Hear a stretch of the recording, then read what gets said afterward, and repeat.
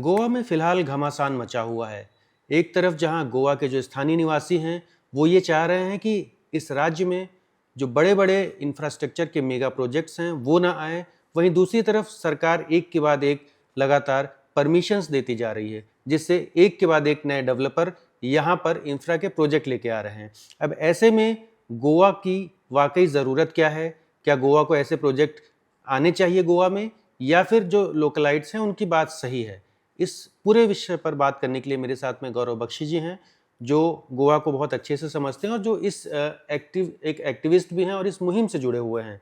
बख्शी साहब, आपका बहुत स्वागत है। तो सबसे पहले ये जानना चाहूँगा सर कि एग्जैक्टली क्या चल रहा है गोवा में? क्या वाकई में जो स्थानीय नागरिक हैं वो सरकार से नाराज़ हैं ऐसे मेगा प्रोजेक्ट्स को लेकर के? नाराज़गी बहुत ज़्यादा है। ये क्यों है?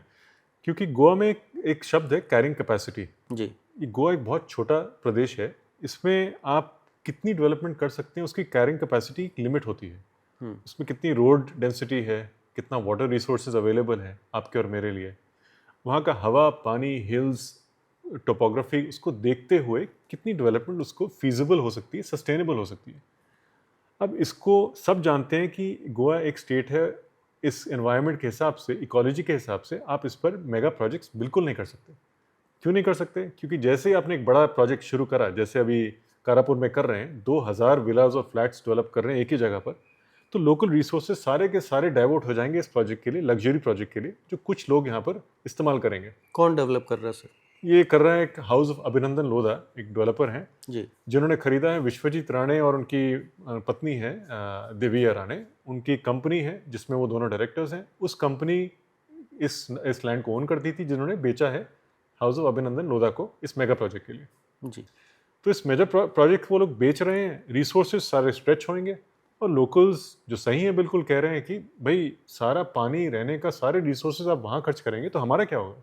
हमें तो टैंकर वाटर लेना पड़ेगा।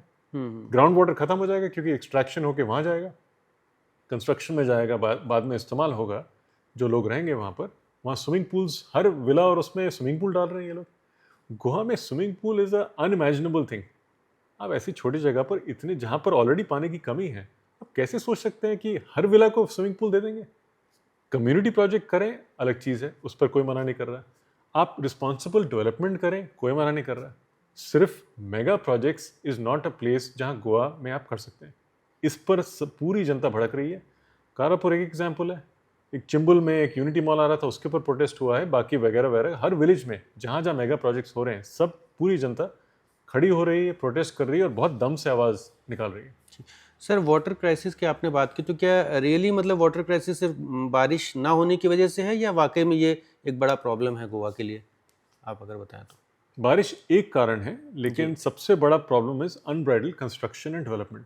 ओके। मैं इसमें दोबारा क्लियर कर रहा हूँ, रिस्पॉन्सिबल डेवलपमेंट की बात नहीं कर रहे हैं, इररिस्पॉन्सिबल डेवलपमेंट, जहाँ पर कैरिंग कैपेसिटी को वायलेट करके आप इतने बड़े बड़े बिल्डिंग्स बना रहे हैं जहाँ पर लोग रहते ही नहीं है।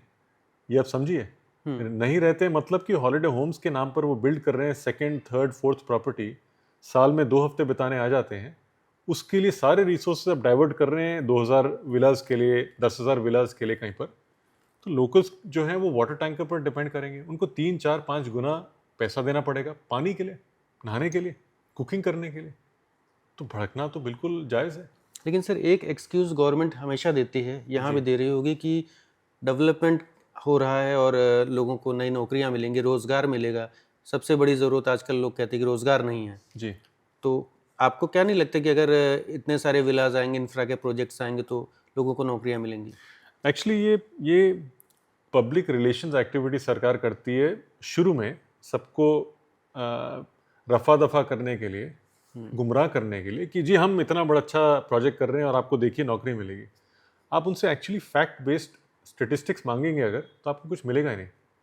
For example, industrial promotion board एक जिसके चेयरमैन हैं चीफ मिनिस्टर सावंत, उन्होंने भी इको सेंसिटिव जोन्स में इंडस्ट्रियल प्रोजेक्ट्स को अप्रूवल्स दिए हैं। इको सेंसिटिव जोन्स जहाँ पर आप कंस्ट्रक्शन नहीं कर सकते, सबसे पहले तो वो उन्होंने दे दिए हैं इस IPB एक्ट के तहत। दूसरी चीज़ है कि वहाँ पर उन्होंने प्रॉमिस करा कि इतनी एम्प्लॉयमेंट मिलेगी। इन्हीं की वेबसाइट पर अगर आप जाके देखेंगे तो आप, मतलब मजाक बना दिया है कि नंबर ऑफ एम्प्लॉयमेंट जो मिली है वो एक स्मॉल फ्रैक्शन है जहाँ पर मान लीजिए जहाँ 1000 बोला है वहाँ 10-15 लोगों को एम्प्लॉयमेंट दी आज तक। ये कुछ सालों से इनके प्रोजेक्ट्स चल रहे हैं, 4 साल हो गए, 5 साल हो गए हैं जब से एक्ट आई है, प्रोजेक्ट्स इन्होंने शुरू करवा दिए हैं। कहाँ है एम्प्लॉयमेंट? नंबर 1 एम्प्लॉयमेंट ही नहीं है, नंबर्स ही नहीं है, खुद ही डिक्लेयर कर रहे हैं वेबसाइट पर। दूसरी चीज़ ये है कि जो एम्प्लॉयमेंट हो रही है वो किसको मिल रही है?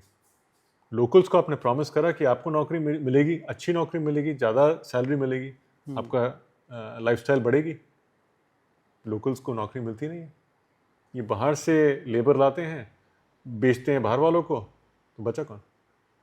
ओके सर, गोवा में एग्जैक्टली क्या रूल है? मतलब 80-20% का क्या है और क्या वो फॉलो हो रहा है या उसे अपने फ़ायदे के लिए लोग मैनिपुलेट कर रहे हैं या अमेंडमेंट ला रहे हैं?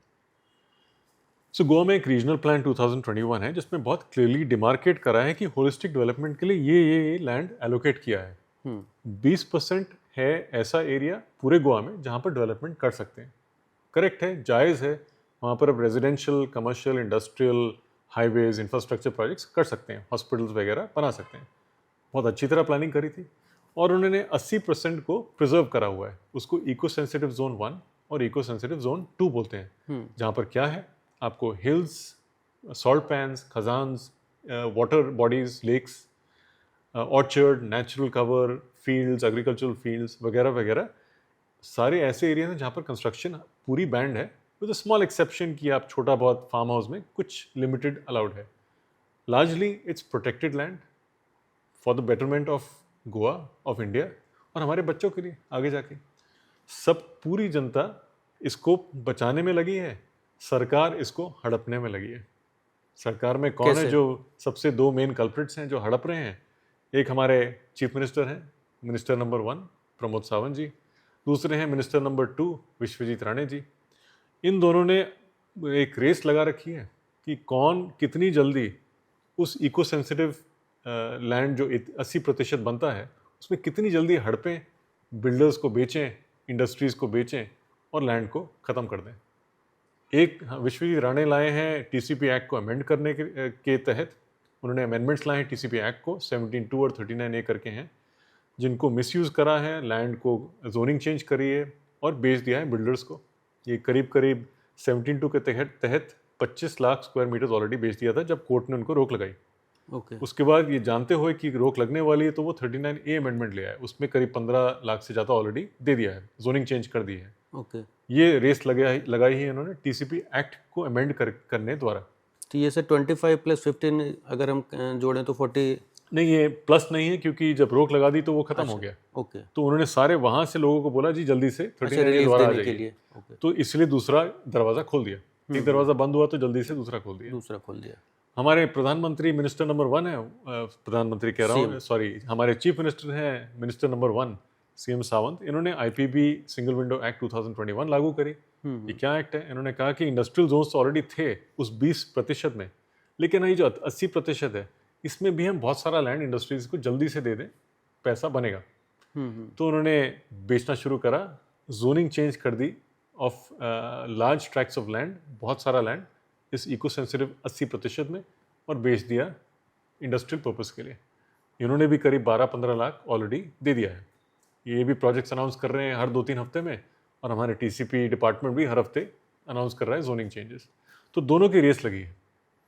तो सर, जब ये समझ में आ रहा है क्लियरली कि ये इन्वायरमेंट के साथ में छेड़छाड़ है, पर्यावरण के साथ खिलवाड़ हो रहा है, तो आप लोग मतलब इसमें किस तरह से इंटरवीन कर रहे हैं, या कोर्ट केसेस चल रहे हैं, या प्रोटेस्ट किस तरह से, क्या आगे हो रहा है?